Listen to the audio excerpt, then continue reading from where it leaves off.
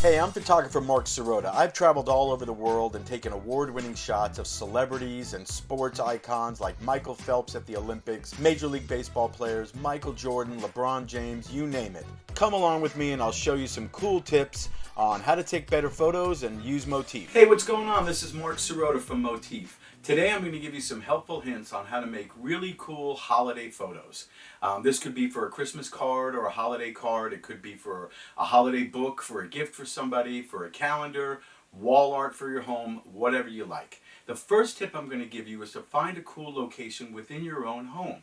Something maybe in the living room, right in front of the Christmas tree. Just so long as something in the room says the holidays as you spend them with. The next tip I'm going to give you is to make sure that all the drapes and all the blinds are open on any windows in the home. Let the natural light in. Ambient light mixed with artificial light always makes for a more natural setting because that's the way you live in your home. Now when it comes to artificial light, make sure you turn on every light in the house. I mean desk lamps, I mean hi-hats, lights on paddle fans, any lights, any switches on the wall, you make sure you turn them on because that mixed light is going to take shadows off of faces, and again, it's going to give you a natural setting to the way you want your photos to look.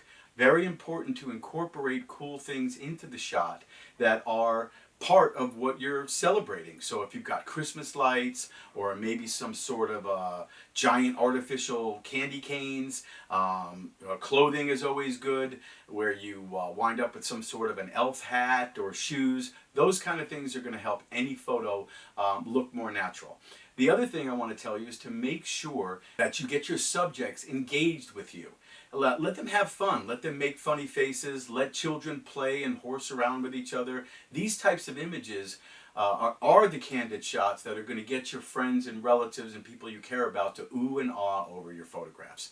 When it comes to pets, that's when you want to have some props like a little stuffed animal. Pets and infants, very important when you're dealing with subjects who will not respond to commands. As you see here, I have someone behind me moving this little stuffed animal around so the dog will turn its head right where I want it. A lot of people ask me, as a professional photographer, how do you get those blurry backgrounds and the images to look so crisp? Well, it's done by Aperture, and it's basically also done by moving your subject away from the background. So if your subject's close to the Christmas tree's in focus and so is the subject. If you move the subject away, the focus goes on the subject and the background becomes blurry. The farther away from the background you get, the more the background is going to go blurry when you tap focus on your subject. That can be done with a smartphone, with many different camera apps where you can control aperture. You want to be down around 2.8, 4.0, 5.6,